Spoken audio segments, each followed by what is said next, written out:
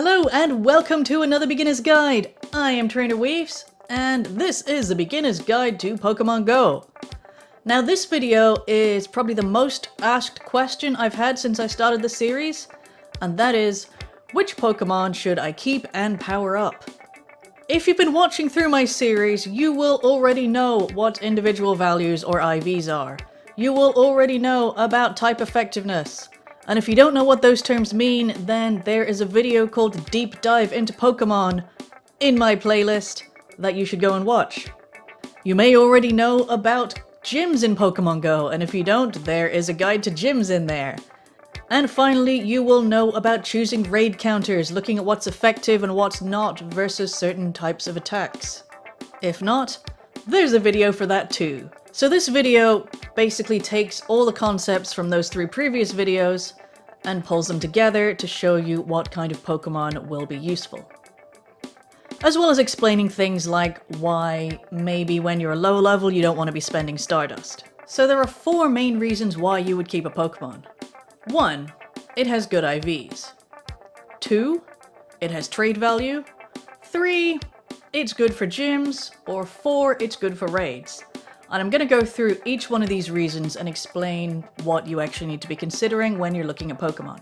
Reason 1. Good IVs. As I said, there's a video called Deep Dive into Pokemon that goes through the details of all Pokemon stats and how they work in Pokemon Go. As a quick recap, in Pokemon Go, every Pokemon species has a set of fixed base stats. And in those stats, they cover attack, defense, and HP. Those are the same for every Pokemon you catch in a species. On top of the base stats, there's a thing called IVs, individual values, and these differ between every Pokemon you catch. Individual values range from 0 to 15, and they are, again, for the same three stats, attack, defense, and HP or stamina. So when you have something like an Espeon, the base attack for Espeon is 261, base defense is 194, and base HP/stamina is 130. But if you have an Espeon that has 100% IVs, then that particular Espeon will have an attack of 276, a defense of 209, and HP/stamina of 145. All these numbers combine together with the Pokemon's level and various other factors to create the CP, and that's the number that you see in Pokemon Go. But we're not really dealing with CP right now. What you really want to know here is how to tell if you have a Pokemon with good IVs. And for that you need to go to your trainer's appraisal. So you go into the appraisal, and the first thing your trainer will say reflects what percentage of the IVs your Pokemon has. So if your Pokemon has 15 in all stats, it could be considered 100%. So you want to look at that first line and make sure it's the best that you can get. The next thing they're going to say is which of those stats is top. And obviously if it's 100%, they're all going to be equal. So you look for that, and then you move on to the next line, which tells you if those stats are the best they can be. Depending on your trainer, they will either be blown away, they will say the Pokemon is incredible, or they'll say it's the best they've ever seen. So that's how in-game you know if your Pokemon's 100%. And they are rare, so you should always keep them. But if you're looking for powerful Pokemon, the base stats actually have more of an effect on attack than the IVs. So you can have a Pokemon that's a perfectly good counter, even if it only has 80% in the IVs. And Pokemon Go doesn't really give you that precision. So what a lot of people do is use a third-party app. On Android, Calci IV is a really good one. On iOS, you can use Pokegenie. There are others out there as well, but I have no experience in them, so I couldn't tell you how good they are. I will say, do not ever use any third-party app that asks for your username and password to log into Pokemon Go. It's not safe, you shouldn't be sharing your passwords anyway, and you might potentially get banned from the game and lose all your Pokemon.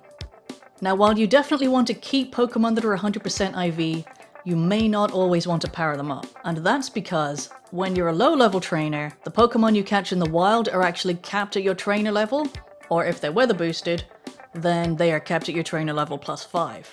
It costs 96,400 Stardust to train a Pokemon up from level 15 to level 30, and level 30 is where you want them to be to at least start to be competitive. It also takes 86 candy, so that is a big investment. On top of that, not every Pokemon actually has the base stats to be worthwhile, so while it's good to keep the high IVs for rarity value, you probably don't want to be investing almost 100,000 Stardust and 86 candy, on top of the candy you will need to evolve it to its top form. So, while you're low level, by all means, keep your perfect Pokemon, but don't throw your Stardust on them when they're low level. Instead, you're probably better off waiting until you get to level 25, level 30, and trying to catch higher level Pokemon there. There will be exceptions, of course. Some Pokemon are just fantastic. If you catch yourself a nice low level Tyranitar, by all means, throw all the Stardust at it. All the Stardust. Reason 2. Trade value. Pokemon Go is a collector's game, and that means that some Pokemon are more rare than others. I'll point out right up front, IVs are not a factor in trade value, and that's because when you trade one Pokemon with someone else, the IVs get completely re-rolled. So if it started out as 100% Pokemon with you, it could drop down and have stats like 3, 2, 5. So nobody wants that. Pokemon like Unknown are very rare. Not only are they the rarest spawning Pokemon in the game, there are 28 different forms of Unknown, because that's one for every letter of the alphabet, plus exclamation mark and question mark. You'll be very lucky to find one just around the place, but they do regularly spawn at events. So if you find yourself at an event where there are Unknown spawning, grab as many of them as possible, because people who don't live within range of that area will definitely want them. Spinda is another Pokemon that has different forms. We know there are at least 8 of them in the code at the moment. No idea if there'll be more. Not all of them have actually been released as I film this video, but we definitely know that there was one month where one form was available in quests. And then the next month there was a different round of quests and a different form of Spinda was available. So we don't know if that first form is ever going to come back, which means that anybody who missed out that month didn't get the form and therefore they might want to trade it. There are other things like Pichu, Pikachu, and Raichu with hats. Niantic has released so far a party hat, a Christmas hat, sunglasses and a sun hat. But again, they were only available for about a month, so anyone who wasn't playing that month will probably want to trade. Delibird has only been out for one Christmas so far. Possibly Niantic will release it this Christmas? Maybe not. Good for anyone who wants to complete their Gen 2 decks. And finally, there are legacy movesets which add trade value. So, for example, Community Days that are happening every month this year. On Community Day, Pokemon get a specific move that is only available if you catch or evolve them on Community Day. Sometimes it's amazing, like Venusaur with Frenzy Plant makes it one of the most powerful grass attackers in the game. Sometimes it's less useful, like Pikachu with Surf.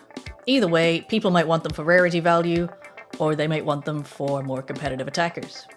Moves also periodically get retired from Pokemon, so if you have a Gyarados with Twister, that's no longer available, not that it's particularly useful. Or if you have a Mewtwo with Shadow Ball, that is one of the most powerful Pokemon you can get in the game, and that will no longer be available once Mewtwo leaves X-Raids. And this video is actually gone a lot longer than I expected it to, so I'm gonna have to split it into 2 parts. In a couple of days I'll upload part 2, and that will cover choosing the right Pokemon to fight and defend gyms, and the things you'll need to factor in when keeping Pokemon to fight in raids. So if you learned something today, please give the video a thumbs up, think about subscribing so you get notified by hitting the bell when the next part of this video comes out. Otherwise, I will see you guys in a few days. Thank you for watching, goodbye!